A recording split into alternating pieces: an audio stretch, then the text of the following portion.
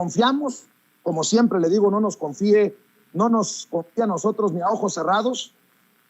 A uno de ellos es al doctor Jesús López Almejo, profesor de Relaciones Internacionales, a quien saludo con mucho gusto. Querido amigo, te mando un abrazo. ¿Cómo estás?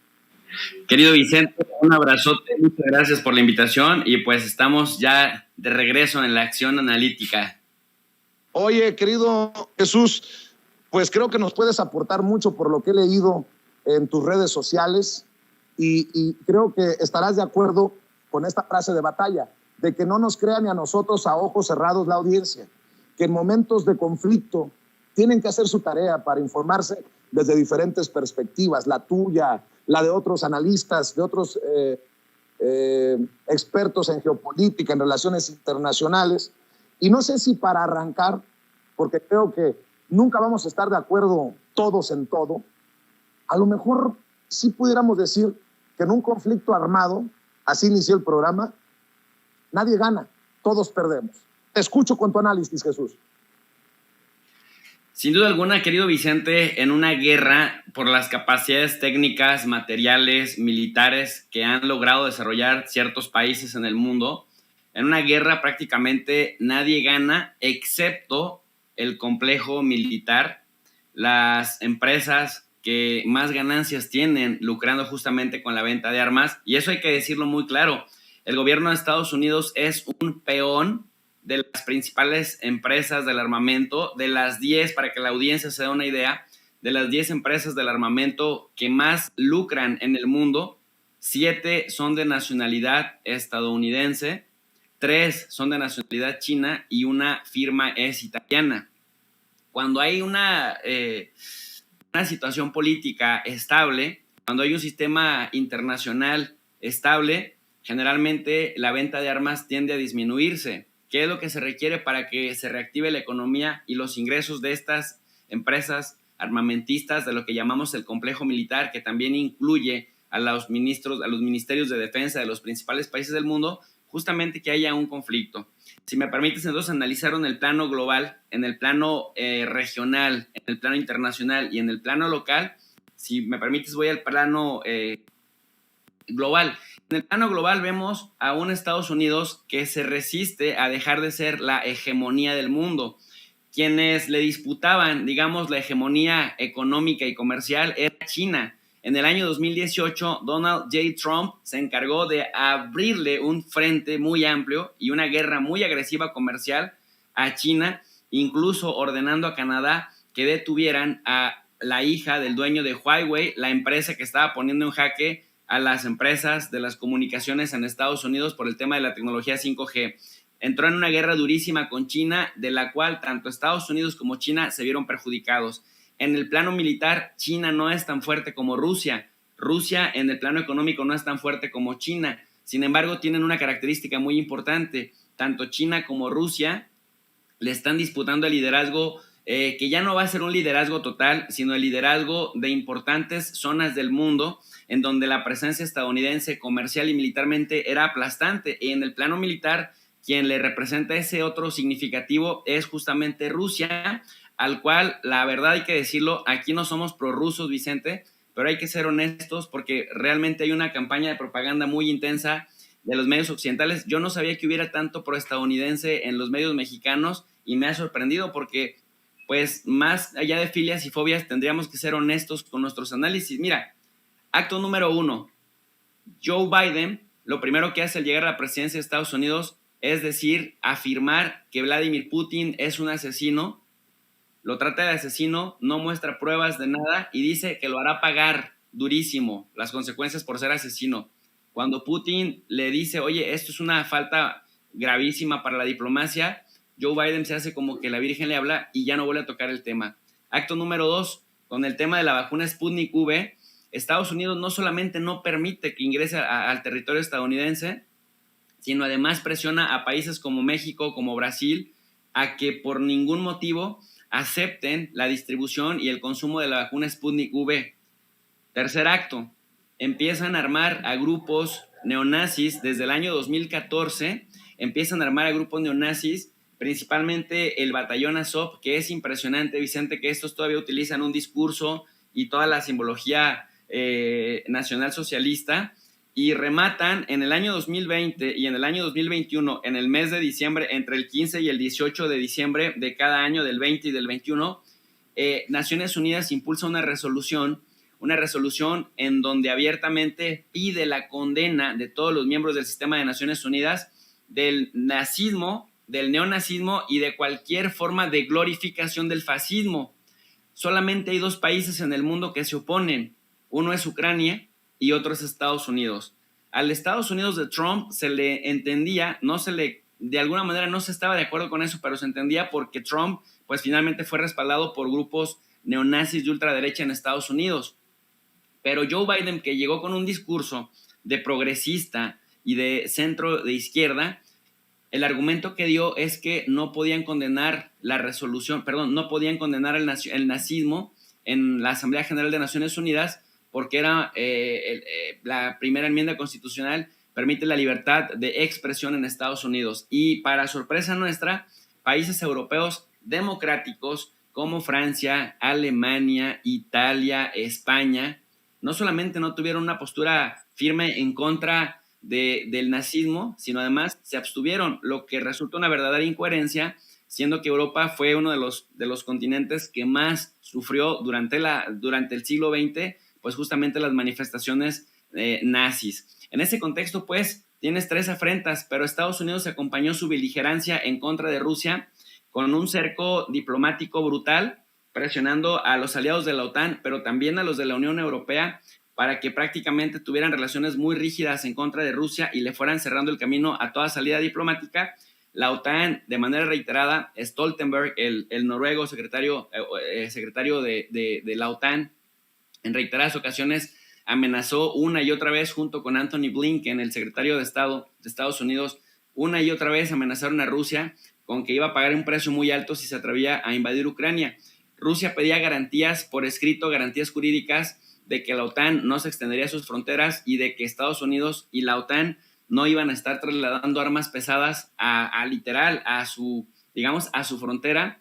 Y prácticamente lo que cambiaron en la narrativa los occidentales fue decir que Rusia, con el movimiento de tropas dentro de Rusia, amenazaban la paz del mundo, pero que no iban a ceder en ninguna de las peticiones que Rusia tenía. Prácticamente entonces Rusia, de todas las peticiones que tenía, 0 fueron cumplidas. Mientras sucede que, si nos bajamos entonces al nivel local, mientras que sucede que en el Donbass, en el Donetsk y en Lugansk, hay una guerra desde el año 2014 que este grupo de ultranacionalistas ucranianos apoyados por la OTAN y por Estados Unidos con miles de millones de dólares, miles de millones de euros y con armamento pesado, han estado bombardeando a las poblaciones civiles de Lugansk y Donetsk, que se conoce también, esta Ucrania oriental, que se conoce también como el Donbass, de población ruso parlante, de población prorrusa y de población también étnicamente rusa. No todos los rusos parlantes, habrá que decirlo, son de ascendencia rusa, pero comulgan de alguna manera con la cultura rusa en esta región del país, a la cual, por cierto, se le aumentaron los impuestos y la cual, por cierto, desde el año 2014 ha vivido bajo asedio. ¿Por qué no lo sabemos? Pues porque la prensa occidental no le ha dado tanto vuelo a esta noticia, pero ya van 14,000 muertos, Vicente, y 1.5 millones de desplazados. Entonces, la cereza, digamos, del pastel o la gota que derramó el vaso fue que ante la última exigencia de Rusia de que hubiera garantías jurídicas, de que se respetaran los acuerdos de Minsk I y Minsk II en 2014 y en 2015 que garantizaban el alto el fuego, pues estas milicias, principalmente del batallón Azov, un batallón abiertamente neonazi, no lo controlaron, y Francia y Alemania, que eran supuestamente miembros del Cuarteto de Normandía, que en el 2015 garantizaban que Ucrania y Rusia no se atacaran mutuamente, hicieron oídos sordos, hasta que, bueno, pues vimos lo que terminamos viendo, Vicente. Tengo entendido lo que nos estás planteando, que no, para que lo entienda también mucha gente que puede estar confundida, esto no ocurre de la noche a la mañana. Tienen años de tensiones que desencadena en esto. Quiero, si me permites, profe, para que continúes con tu análisis de qué impacto puede tener para México, del papel que puede jugar México en lo que se decida a nivel internacional, a nivel mundial, sobre el conflicto y la sanción que se pueden venir para Rusia por los operativos. Déjame hablar de la soberbia de algunos comunicadores. Me enviaron esto que ocurrió en el noticiero que conduce León Krause para Univisión a nivel nacional en Estados Unidos. Entrevistan a un colombiano en la zona del conflicto, allá en Ucrania, y pareciera que León Krause quiere hacer creer a su audiencia que él sabe más que el que está viendo los trancazos. Y ya me das tu opinión, porque creo que también nos da elementos para el análisis, no solamente del papel que juegan los medios de comunicación en un conflicto armado, ojo con lo que estoy diciendo, con la cobertura que se le da, sino por el papel que están jugando pues la OTAN y otros, entre comillas, personales. Escuche, por favor. Luis, entonces, en esta que estamos viendo, el agresor es Ucrania, no es Rusia. Quien se defiende es Rusia, quien agrede es Ucrania. Créanme que no es ni siquiera Ucrania. Ucrania es una pieza en este tablero de ajedrez, el agresor es la OTAN. Y más atrás, los anglosajones. La OTAN no tiene fuerzas, la OTAN no tiene fuerzas en Ucrania. Ucrania no es miembro de la OTAN, Luis. Bueno, parece que usted no sabe lo que ha traído la OTAN. Está lleno de soldados de la OTAN. Ellos no lo dicen. Eso que estás diciendo es falso, Luis. Eso que estás diciendo es falso, Luis. Es falso, Luis.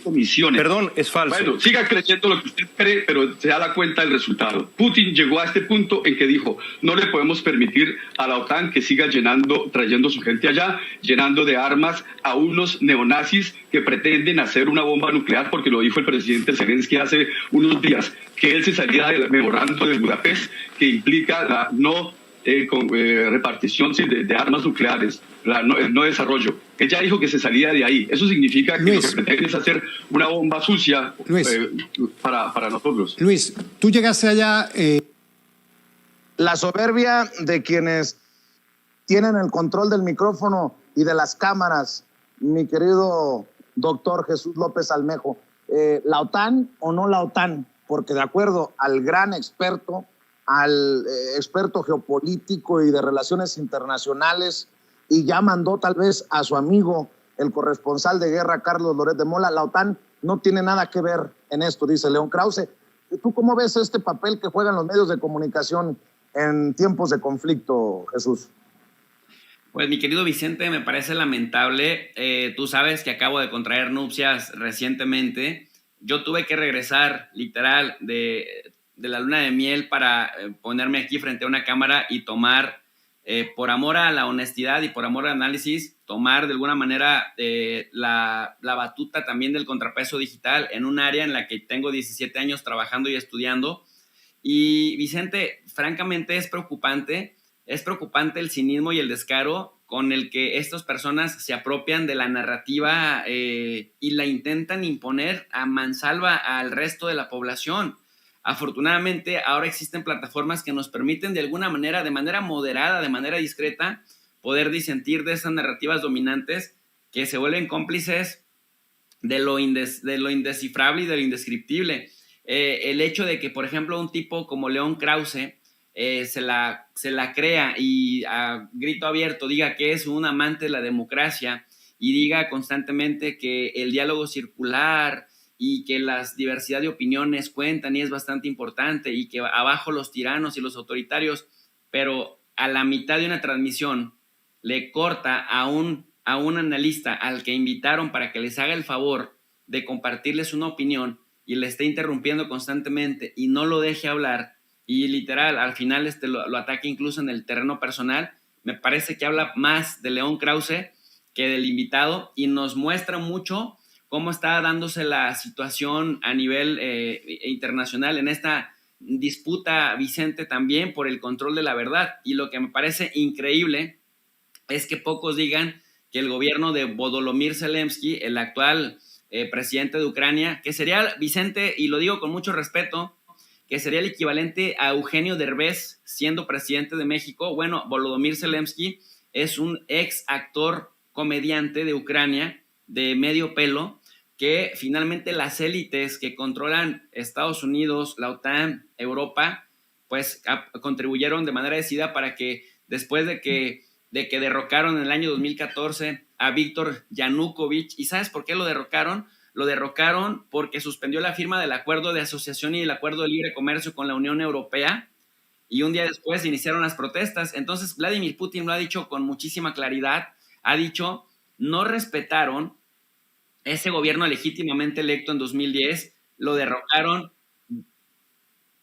viene un gobierno ultranacionalista, y ese gobierno ultranacionalista ha sido implacable en contra de todo lo prorruso dentro de Ucrania, y la prensa occidental, mira, en el caso de León Krause me sorprende que él, siendo judío, no condene las hostilidades y la narrativa del batallón Azov, y que siendo judío no condene y no cuestione que Estados Unidos, el país en donde come, el país en donde trabaja, haya votado en contra de condenar el nazismo, el fascismo y el neonazismo, que finalmente pues su comunidad ha sido de las principales víctimas del fascismo en Europa en el siglo XX. Entonces eso te habla, Vicente, de la doble moral y del doble rasero que se juega en este conflicto. Así es. Permite unos minutos si puedes, profe. Vamos a escuchar, vamos a ver al presidente Andrés Manuel López Obrador en la celebración del Día de la Bandera. Creo que está cercano su discurso. Permíteme, profe, retomar las imágenes y regresamos con este análisis. Dame unos minutos, por favor. Te lo pido, te lo suplico, Jesús López Almejo. Almirantes,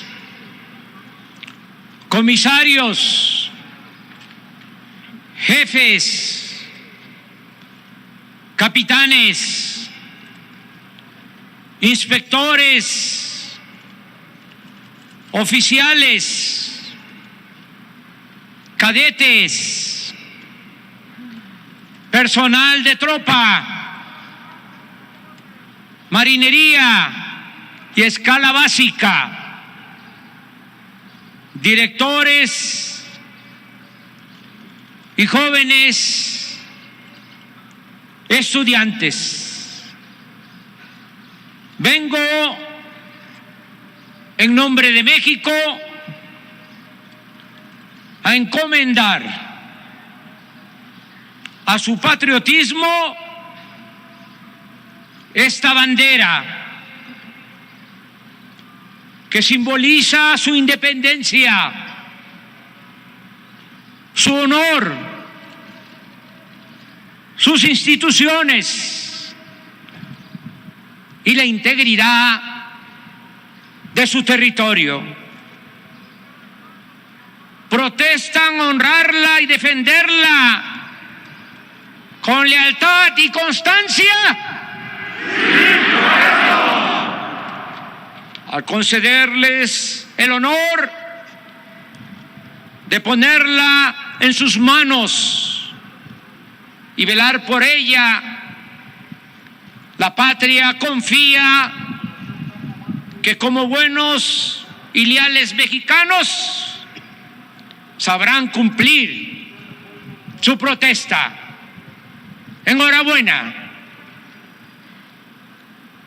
El presidente de la República hará entrega de nuestra enseña nacional para su guarda y custodia al comandante del 26 Regimiento de Caballería Motorizado, ubicado en Ciudad Acuña, Coahuila.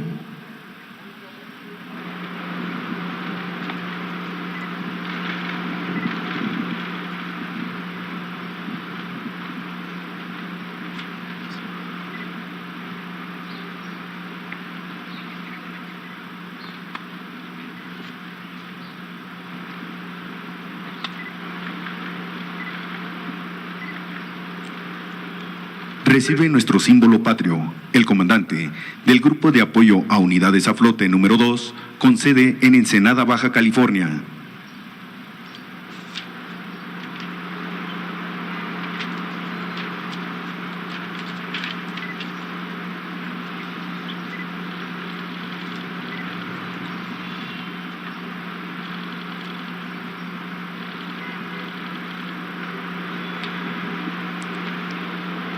Recibe nuestra enseña nacional el comandante del 7º Grupo Aéreo, con sede en Atlangatepec, Tlaxcala.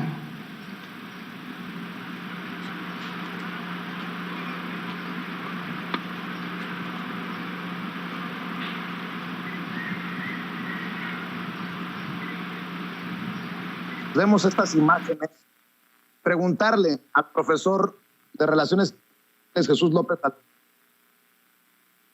¿cómo ve y qué tan simbólico las coincidencias de la vida, que se hable de soberanía, que haya un conflicto armado al otro lado del mundo y en México estemos celebrando el Día de la Bandera y se hable precisamente de patria, de soberanía, y esta mañana el presidente Andrés Manuel López Obrador haya hablado de no injerencia, de no intervención y de apostarle por el diálogo, por apostarle a la paz?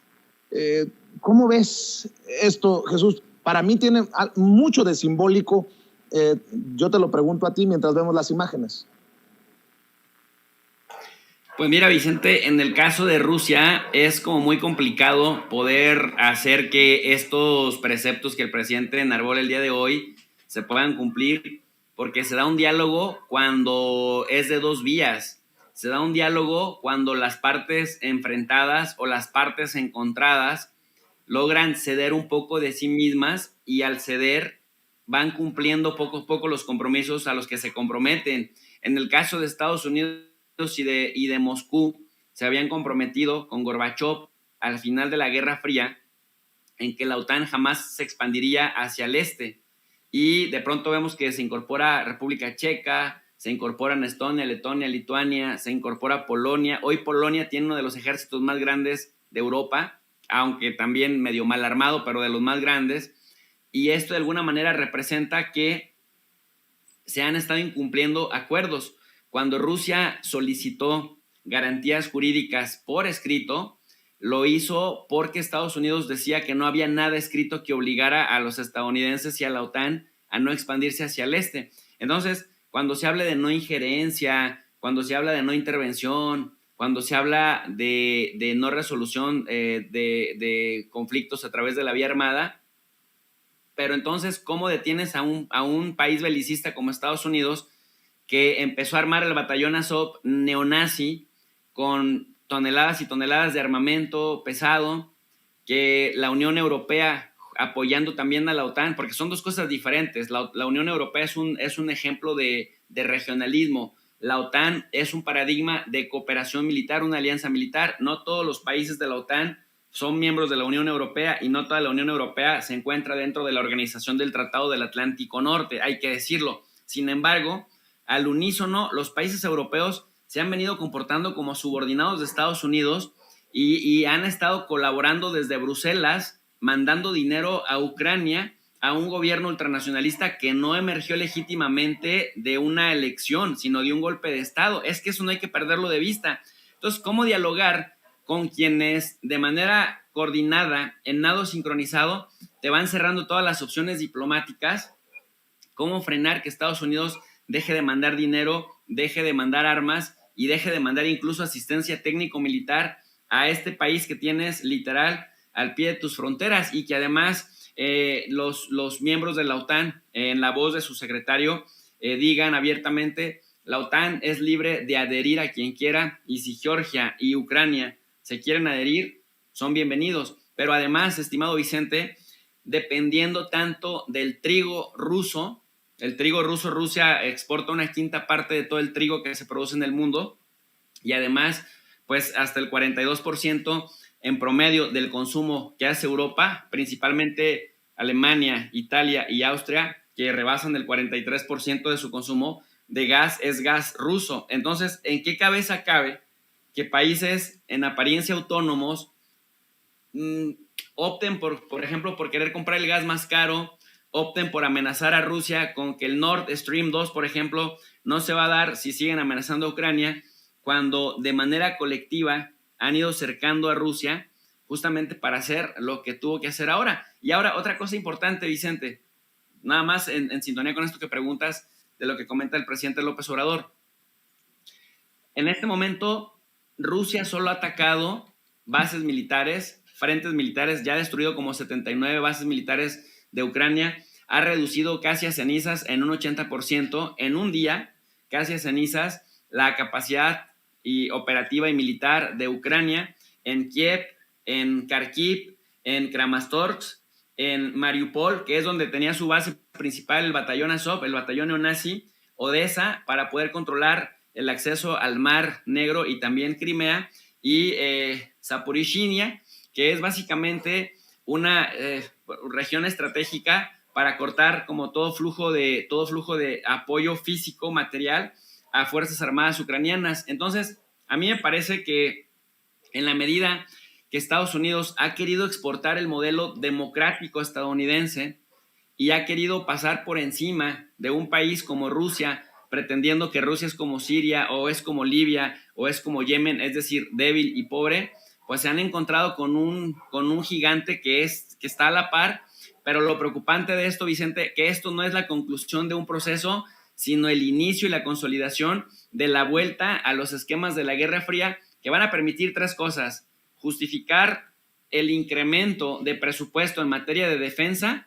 En segundo lugar, que va a permitir justificar la presencia de Estados Unidos, que si de por sí Estados Unidos ya tiene en Europa 65,000 soldados, pues ahora probablemente va a justificarse no solamente su estancia en Europa, sino además el aumento de efectivos literal en las puertas de las fronteras rusas. Y en tercer lugar, una cosa que le preocupaba mucho a Estados Unidos, que era evitar que se consolidara el gasoducto Nord Stream 2, que iba de alguna manera también a agilizar y a terminar de consolidar la relación comercial de gas de parte de Rusia hacia Europa, principalmente hacia Alemania, Italia y Austria. Entonces, me parece que en el corto plazo Estados Unidos se va saliendo con la suya, tiene a Europa en el punto que la quería tener, y ahora solamente hay que echar a andar la maquinaria propagandista para poder justificar y legitimar lo que estamos observando en este lado del mundo, Vicente. Bueno, para cerrar te preguntaría entonces, ¿cómo aplicar en este momento histórico, qué papel debe jugar de acuerdo a tu visión con aquello de que, lo diría el benemérito de las Américas, el respeto entre las naciones como entre las personas, el respeto al derecho a que es la paz? ¿Cómo aplicar ese precepto en este momento histórico? En este momento histórico en el que México forma parte del Consejo de Seguridad de la ONU, no permanente, y en este momento histórico en el que el presidente Andrés Manuel López Obrador le ha apostado a la política exterior de intervención y de autodeterminación de los pueblos. Creo que es una situación muy difícil por las implicaciones mundiales, pero ¿qué papel y cómo hacerle válido este concepto juarista de no intervención y de respeto entre los individuos como entre las naciones? El respeto al derecho es la paz. Sí, como bien lo dices, a México le está tocando un momento histórico que sin duda alguna va a cambiar el orden mundial como lo conocemos. Esperemos que no sea de la manera trágica, con una conflagración bélica extendida, pero cuando decimos cambia el orden como lo conocemos es porque realmente, si ya China le demostró a Estados Unidos en 2018 que no lo podía pisotear comercialmente sin recibir una represalia, hoy China lo hizo de manera defensiva. Hoy Rusia da el primer paso y va a demostrar que la presencia de Estados Unidos en términos militares no es tan portentosa como los mismos estadounidenses se sobrevaloraban. Y a México le toca ver esto de cerca en el Consejo de Seguridad, que para que nuestra audiencia entienda las dimensiones del papel que va a jugar México, el Consejo de Seguridad de Naciones Unidas es el único órgano de los 6 que tiene Naciones Unidas que sus resoluciones tienen carácter vinculante, tienen carácter obligatorio, y por lo tanto el Consejo de Seguridad tiene facultades coercitivas, ya sea para sancionar económicamente a un país o ya sea para incluso votar por una fuerza de paz, que se le conocen fuerzas de mantenimiento de la paz, los cascos azules, para poder o ya sea poner orden en una zona o ya sea mediar un conflicto para evitar que cuando cesan las hostilidades vuelvan a reincidir.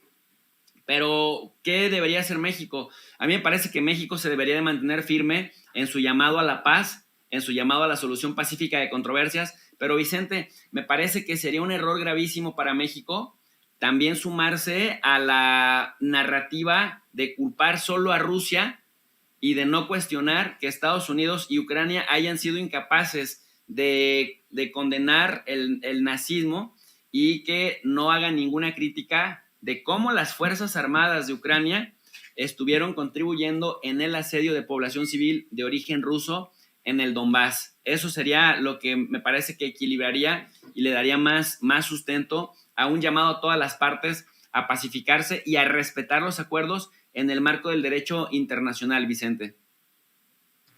Querido Jesús, pues yo te voy a pedir que nos mantengas informados a través de tu canal, de Profe de RI. Le voy a pedir a las personas que aún no se suscriben al canal, que en este momento histórico, en esta guerra también de narrativas, tome en cuenta los análisis que tú haces del conflicto y pues estamos al pendiente también de lo que publica en redes sociales. ¿Por qué no estamos con la invitación de siempre, Jesús? Pues muchas gracias, querido Vicente, por la entrevista. Invito a la gente a que se suscriban al canal de Tu Profe de RI, en donde vamos a estarle dando continuidad a estos análisis. Vicente, y decirle a la gente, lo que nosotros intentamos hacer es, desde nuestro ángulo, desde nuestra trinchera, aportar elementos y herramientas que de manera deliberada están dejándose de lado. No estamos ahí siendo parte de la maquinaria propagandista rusa, ni mucho menos. Por el contrario, nos importa la verdadera paz.